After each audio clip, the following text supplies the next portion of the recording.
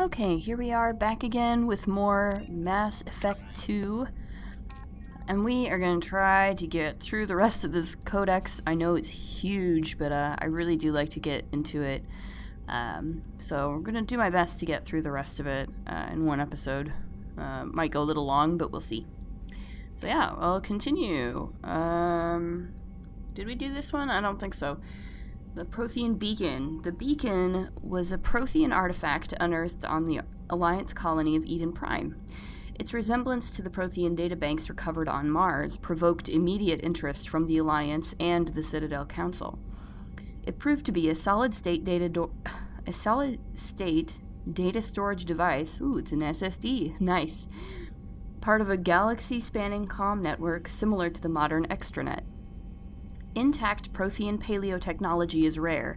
The beacon seemed to promise another quantum leap of technology akin to the discovery of the Mass Effect drive and relays. Unfortunately, the beacon also drew the attention of the rogue Spectre Saren Arterius and his synthetic allies, the Geth. A dawn raid by his flagship Sovereign resulted in hundreds of civilian casualties. The beacon was badly damaged. The motives behind the attack are still being investigated, even though we know. During the recovery operation, the beacon fired a pulse of energy at the executive officer of the Alliance frigate Normandy. Lieutenant Commander Shepard survived and appears to have suffered no ill effects. Afterwards, the beacon fell inert. The mechanism appears to be dead. A Prothean cipher. The Prothean beacon downloaded its knowledge into Commander Shepard on Eden Prime, causing confusing dreams and visions. While the imagery is becoming clearer with time, the meaning of the beacon communication remains elusive. It has been suggested that Prothean data recording is highly dependent on a certain point of view, what Carl Jung described as the collective unconscious. The cipher needed to comprehend the images implanted in Shepard's mind is the cultural knowledge of a Prothean, the archetypes, biological instincts, and common experiences universal to the race. Since the Protheans have been dead for millennia, it may be impossible to acquire this cipher, and of course we did. Here's the Prothean data disks. This is mostly stuff from Mass Effect 1, if you possibly recall from that playthrough. Despite all the evidence confirming the existence of the Protheans, little is known about their culture and society. From time to time, dig sites will yield new clues, but after 50,000 years of decay, little of value is unearthed. Recent research has focused on the discovery of Prothean data disks. On their own, they are frail and rarely found in one piece. Occasionally, however, an intact disk will be discovered within a console or reading device. To date, over 36 disks have been recovered, and a few of those have been restored to the point where researchers can begin analyzing them. Though it may be some time before scientists discover a way to transfer the data off the disks, they are currently considered the most tangible leads for learning more about the Prothean culture. This is an interesting thing about the Mars ruins. So, in-universe in Mass Effect, humanity learns about the existence of the Protheans from a bunch of ruins that we happen to find on the planet Mars. After 20 years of manned research outposts and nearly a century of robotic exploration, the European Space Agency's Lowell City became the first permanent settlement on Mars in 2103. Within a decade, the United States and China had founded permanent settlements as well. The South Polar region of Prometheus Planum developed a Bermuda Triangle reputation. Satellites detected intermittent mass concentrations and magnetic field shifts. In 2148, prospectors working near Desiato Crater discovered an underground complex, a Prothean observation post. The odd phenomena were generated by the operation and discharge of a Mass Effect core, struggling to function despite 50 millennia of neglect. Earth was electrified by the news. Humanity was unequivocally not alone. While courts battled over who owned the ruins, the international scientific community coordinated a massive effort to access, translate, and interpret the databanks recovered from the facility. The facility proved to be a biosciences observation post built when Homo sapiens were first evolving on Earth. While the motives of the Protheans are not certain, translated records indicate that the facility was in regular communication with automated observation platforms in Earth orbit and on the lunar nearside. The half-dozen Mass Effect spaceships found in the facility were presumably used for first-hand observation. So basically they were studying us, which is cool and creepy. Rachni. Though now extinct, the Rachni once threatened every species in Citadel space. Over 2,000 years ago, explorers foolishly opened a mass relay to a previously unknown system and encountered something never seen before or since, a species of spacefaring insects guided by a hive mind intelligence. Unfortunately, the Rachni were not peaceful, and the galaxy was plunged into a series of conflicts known as the Rachni Wars. Attempts to negotiate were futile, as it was impossible to make contact with the hive queens that guided the race from beneath the surface of their toxic homeworld. The emergence of the Krogan ended the Rachni Wars. Bred to survive the harshest environments, the Krogan were able to strike at the queens in their lairs and reclaim conquered council worlds. But when Krogan fleets pressed them back to their homeworld, the Rachni refused to surrender, and the Krogan eradicated them from the galaxy. Alright, there's our extinct races. Now we have some non-council races. The Collector General.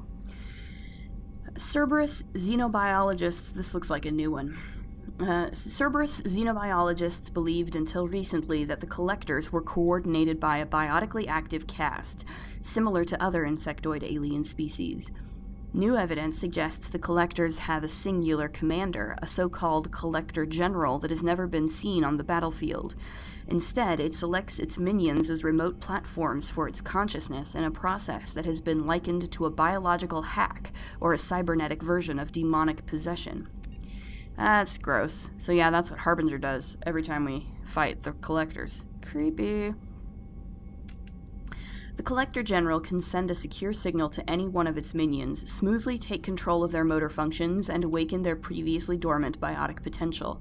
In a matter of seconds, even the lowliest Collector drone can be upgraded to a battle-hardened biotic commander. If the Collector dies, the General can simply activate and control another body. Post-mortem analysis reveals that this command signal relies on cybernetic implants directly installed in the Collector's cerebellums, but how the technology functions is presently unknown. Coordinating sensory input and motor functions simultaneous with remotely amplifying biotic abilities is beyond the grasp of current human science. Why such an advanced species would be interested in humans is puzzling. More disturbing still, victims of the Collectors say the General has spoken to them and referred to itself by a human name, Harbinger. Geth Armatures. Armatures are quadruped, all-terrain heavy weapons platforms, akin to the armored fighting vehicles of other races. Geth being synthetic intelligences, armatures are not crude vehicles, but intelligent entities capable of independent decision-making and learning. Armatures are equipped with heavy kinetic barriers. Their main cannon, mounted on the articulated head turret, appears to be a highly efficient conventional mass accelerator. It is capable of firing in anti-personnel and anti-tank modes. Some armatures carry drones into battle, presumably for reconnaissance purposes. Others host a swarm of insect-sized repair microbots. Keepers. These are the little insecty guys on the Citadel. When the Asari discovered the Citadel, they also discovered the Keepers, a docile, multi-limbed insect race that seemingly exists only to maintain and repair the Great Prothean Station. Early attempts to communicate with or study the Keepers were failures, and it is now illegal to interfere with or impede Keeper activity. Because they are completely non-threatening, Keepers have become virtually invisible to everyone else. Similarly, they seem indifferent to other species except for their tendency to help new arrivals integrate themselves into the Citadel. No matter how many Keepers die due to old age, violence, or accident, they maintain a constant number. No one has discovered the source of new Keepers, but some hypothesize they are genetic constructs, biological androids created somewhere deep in the inaccessible core of the Citadel itself. And now we get a bunch of Krogan stuff. Krogan biology. The Krogan evolved in a lethal ecology. Over millions of years, the Grimm struggled to survive larger predators, virulent disease, and resource scarcity on their homeworld Tuchanka turned the lizards into quintessential survivors. Perhaps the most telling indicator of Tuchanka's lethality is the Krogan eyes. Although they are a predator species by any standard definition, their eyes evolved to be wide-set, as in Earth prey species like deer and cattle. Krogan eyes have a 240-degree arc of vision, better suited for spotting enemies sneaking up on them than for pursuit.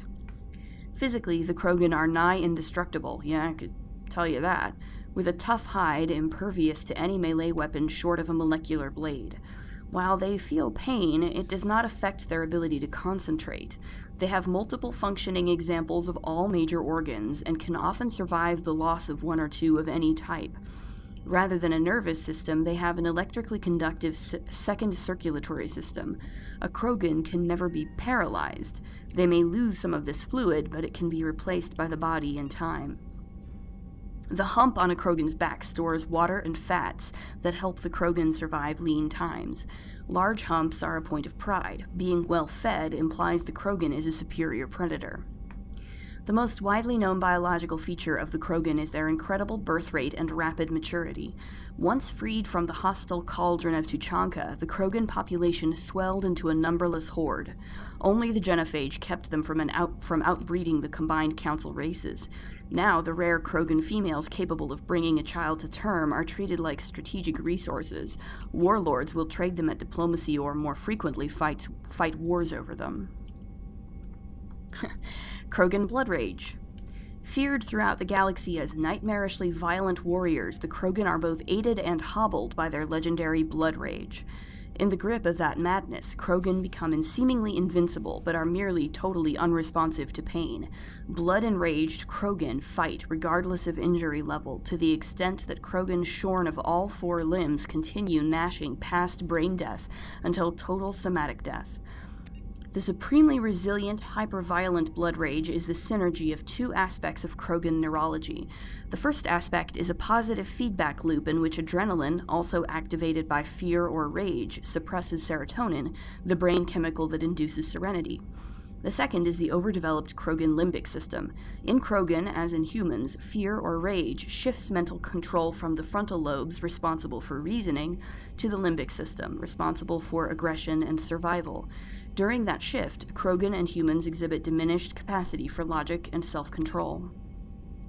Prior to the ecological devastation of Tuchanka, blood rage was extremely rare among the Krogan. Back then, while all Krogan were capable of heightened anger and violence in fight-or-flight scenarios, almost none experienced insensitivity to pain. The 1% who did were those suffering serotonin suppression. At that time, Krogan society regarded the condition as pathological and medicated or imprisoned sufferers to protect them and society. Following nuclear ecocide 4 millennia ago, evolution selected only those Krogan afflicted with blood rage for survival. Today, there is no living memory among the Krogan of a life without mindless, murderous fury. It's kind of sad, actually. Krogan culture. The harsh Krogan homeworld conditioned the Krogan psychology for toughness just as it did the body. Krogan have always had a tendency to be selfish, unsympathetic, and blunt. They respect strength and self-reliance and are neither surprised nor offended by treachery. The weak and selfless do not live long. In their culture, looking out for number 1 is simply a matter of course. After their defeat in the rebellions, the very concept of Krogan leadership was discredited. Where a warlord could once command enough power to bring entire solar systems to heel and become overlord, these days it is rare for a single leader to have more than 1,000 warriors swear allegiance to him. Most Krogan trust and serve no one but themselves. This solitary attitude stems in part from a deep sense of fatalism and futility, a profound social effect of the genophage that caused Krogan numbers to dwindle to a relative handful. Not only are they angry that the entire galaxy seems out to get them, the Krogan are also generally pessimistic about their race's chances of survival. The surviving Krogan see no point to building for the future. There will be no future. The Krogan live with an attitude of kill, pillage, and be selfish, for tomorrow we die. Krogan genophage. The genophage bioweapon was created to end the Krogan rebellions. From the start, the Krogan had overwhelmed the Council. Only timely first contact with the Turians saved the Council races. The Turians fought the Krogan to a standstill, but sheer weight of Krogan numbers indicated the war could not be won through conventional means. The Turians collaborated with the Solarians to genetically engineer a counter to the rapid breeding of the Krogan. The genophage virus gained the energy to replicate by eating key genetic sequences. Every cell in every Krogan had to be altered for the weapon to be foolproof, otherwise the Krogan could have used gene therapy to fix the affected tissues. Once a genophage strain could find no more genes to eat, it would starve and die, limiting spin-off mutation and contamination. This created genetic flaw as hereditary. The Solarians believed the genophage would be used as a deterrent, a position the Turians viewed as naive. Once the project was complete, the Turians mass-produced and deployed it. The Krogan homeworld, their colonies, and all occupied worlds were infected. The resulting mutation made only 1 in 1,000 Krogan pregnancies carry to term. It did not reduce fertility, but offspring viability. The rare females able to carry children to term became prizes the Krogan warlords fought brutal battles over. The Krogan are a shadow of their former glory. While the rebellions took place centuries ago, they are constantly reminded of the horror of the genophage and of their inability to counter it. The release of the genophage is still controversial, bitterly debated in many circles. No doubt. No doubt it is. The Krogan rebellions. After the Rachni War, the quick-breeding Krogan expanded at the expense of their neighbors. Warlords leveraged their veteran soldiers to seize living space while the council races were still grateful. Over centuries, the Krogan conquered world after world. There was always just one more needed. When the council finally demanded withdrawal from the Asari colony of Lucia, Krogan overlord Kradak stormed off the citadel, daring the council to take their worlds back. But the council had taken precautions. The finest STG operators and Asari huntresses had been drafted into a covert observation force, the Office of Special Tactics and Reconnaissance. The Spectres opened the war with crippling strategic strikes. Krogan planets went dark as computer viruses flooded the extranet. Sabotaged antimatter refineries disappeared in blue-white annihilation. Headquarters stations shattered into orbit-clogging debris, rammed by pre-placed suicide freighters. Still, this only delayed the inevitable. The war would have been lost if not for first contact with the Turians, who responded to Krogan threats with a prompt declaration of war. Being on the far side of Krogan space from the Council, the Turians advanced rapidly into the lightly defended Krogan rear areas. The Krogan responded by dropping space stations and asteroids on Turian colonies. 3 worlds were rendered completely uninhabitable. This was precisely the wrong approach to take with the Turians. Each is first and foremost a public servant, willing to risk his life to protect his comrades. Rather than increasing public war weariness, Krogan tactics stiffened Turian resolve. The arrival of Turian task forces saved many worlds from the warlords' marauding fleets, but it took development of the genophage bioweapon to end the war. There were decades of unrest afterwards. Rogue warlords and holdout groups of insurgents refused to surrender or disappeared into the frontier systems to become pirates. And so the war continues in some corners of the galaxy, even to this day. Krogan military doctrine. Traditional Krogan tactics were built on attritional mass unit warfare. Equipped with cheap, rugged gear, troop formations were powerful but inflexible. Command and control was very centralized. Soldiers in the field who saw a target contacted their commanders behind the lines to arrange fire support. Since the genophage, the Krogan can no longer afford the casualties of the old horde attacks. The Battlemasters are a match for any 10 soldiers of another species. To a Battlemaster, killing is a science. They focus on developing a clean, brute force economy of motion that exploits their brutal strength to incapacitate enemies with a swift single blow of overwhelming power. The change of focus from mass unit warfare to maximal efficiency has increased employment demand in the fields of security and muscle for hire. Due to the unsavory reputation of the Krogan, most of these jobs are on the far side of the law. Battlemasters are not spit and polish, but they do believe in being well-armed and equipped, preferably with a gun for each limb. They are callous and brutal, but methodical and disciplined. They use any means at their disposal to achieve their goals, no matter how reprehensible. Hostage-taking and genocide are acceptable means to ensure a quiet occupation with few Krogan casualties. The Krogan serving with Saren's forces appear to be returning to the old style of mass attritional combat. They also work in close cooperation with supporting Geth units who fill the roles occupied by combat drones in other armies. Biotics are rare among the Krogan. Those that exist are viewed with suspicion and fear. The Krogan see this aura of fear as a useful quality for an officer and often promote them. Combat drones and other high-tech equipment are likewise in short supply. Okay, so that's more about the Krogan than you ever wanted to know. Let's learn a little more about the Quarians now. Quarian economy.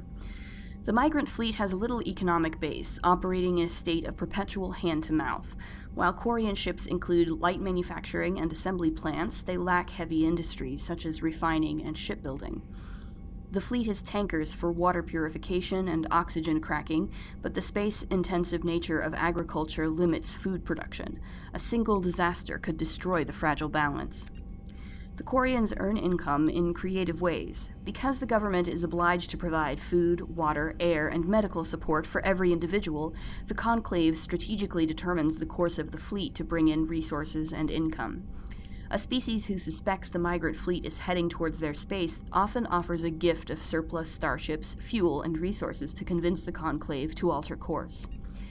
As the fleet passes through a system, swarms of mining vessels work over asteroids for metals and siliceous materials, and cometary bodies for water ice and organics. Quarian miners are adept at locating and strip mining spaceborne resources. This sparks conflict with corporations already working the system. Large mining concerns spend millions on lobbyists and public relations portraying the Quarians as locusts, devouring the resources of a system before moving on. The greatest asset of the Quarians is their rarefied skills. Most are experienced miners. Due to their life of perpetual salvage and repair, they are skilled engineers and technicians. More than once, the very corporations that lobby against the Quarians have made backroom deals with the fleet, arranging for skilled Quarians to fill space engineering jobs that other species would demand higher wages for. Quarians are widely hated among the working classes. The Quarians are coming to take our jobs is a common response to the fleet's approach. Racism, because we can't have a sci-fi game without a lot of space racism. Okay, Quarian government. Due to the Quarians' precarious existence and the need to enforce strict rationing, government is somewhat autocratic. The migrant fleet's operations are directed by the Admiralty, a board of 5 military officers, who are advised by a legislative body called the Conclave. Each vessel in the fleet has the right to send representatives to the Conclave aboard the flagship. The number of representatives is based on crew size. Larger clans, with bigger ships and more votes, form the cores of political blocs. Opposition comes from the Outriders Coalition, with delegates from thousands of smaller ships. The Admiralty defers to the Conclave's decisions in most circumstances. However, if all 5 members agree that a Conclave decision jeopardizes the survival of the fleet and cannot get the Conclave to address their concerns, they have the right to summarily overturn the legislative decision. After the Admiralty uses this extraordinary power, they must resign. If the Admiralty does not step down after using their veto, the rest of the military is obliged to arrest them. Each ship captain has authority over his vessel, but is advised by an elected civilian council, just as the Admiralty is advised by the Conclave. This relationship may range from cooperation to polite tolerance to outright hostility, but any captain who overrules his council without good reason is relieved of command by the Admiralty. Many Quarian ships are owned by clans who pool their resources to purchase used vessels from private sellers. Large ships are prestigious for big, rich clans, but a small ship means status for a small clan with enough personal wealth to afford a private vessel. Clan vessel captains are not subject to dismissal by the Admiralty. Abusive captains are a family problem if they do not disrupt the operations of the fleet. Quarian law and defense. Although the Conclave establishes civil law, much as any planet-based democracy, enforcement and trials are more unique. After the flight from the Geth, there were few constables to police the millions of civilians aboard the fleet, so the Navy parceled out Marine squads to maintain order and enforce the law. Today, Quarian Marines have evolved training and tactics akin to civilian police, but remain adept at combat in the confined spaces of a starship and fully under the command of the military. Once taken into custody, the accused is brought before the ship's captain for judgment. While the ship's council may make recommendations, tradition holds that the captain has absolute authority in matters of discipline. Most are lenient, assigning additional or more odious maintenance tasks aboard the ship. Persistent recidivists are accidentally left on the next habitable world. This practice of abandoning criminals on other people's planets is a point of friction between the Quarians and the systems they pass through. Captains rarely have another choice. With space and resources at a premium, supporting a non-productive prison population is not an option. In the early years, many Quarian freighters were armed and used as irregular privateers. Civilian ships still show a strong preference for armament, making them unpopular targets for pirates. Though they have rebuilt their military, there are still mere hundreds of warships to protect tens of thousands of ships. The Quarian Navy follows strict routines of patrol and takes no chances. If the intent of an approaching ship can't be ascertained, they shoot to kill. Quarian pilgrimage. When Quarians of the migrant fleet reach young adulthood, they must leave their birth ship and find a new crew to accept them as permanent residents. To prove themselves, they must recover something of value. This is offered to their prospective captain as proof that they will not be a mere burden on the shoestring resources of the ship. This process is called the pilgrimage. Stripped of ritual, the pilgrimage is merely an attempt to maintain genetic diversity within the small, relatively isolated population bases that make up the migrant fleet. If the young stayed and married within their birth vessel, the risk of inbreeding would increase sharply. Quarians are surgically fitted with their various immunity-boosting implants in preparation for leaving on pilgrimage. Having grown up within the sterile, controlled environments of the migrant fleet ships, Quarians have virtually no natural immune system. Quarian religion. This is kind of a new one. The ancient Quarians practiced ancestor worship. Even after abandoning faith for secularism, Quarians continued to revere the wisdom of elders. As time passed and technology advanced, they inevitably turned their knowledge to preserving the personalities and memories of the elderly as computer virtual intelligences. These recordings became a repository of knowledge and wisdom, stored in a central databank and available through any extranet connection. They held no illusions that this was a form of immortality. Like all virtual intelligences, their electronically preserved ancestors were not truly sapient. This was considered a surmountable problem. Sapience could surely be reduced to simple mathematics. The Quarians began exhaustive research into creating artificial intelligence so they could learn to escape the bounds of mortality and give their ancestral records true awareness. Unfortunately, the life the Quarians created did not accept the same truths they did.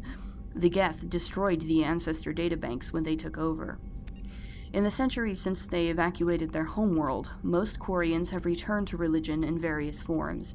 Many believe that the rise of the Geth and the destruction of their ancestors were chastisement for arrogantly forsaking the old ways and venerating self-made idols.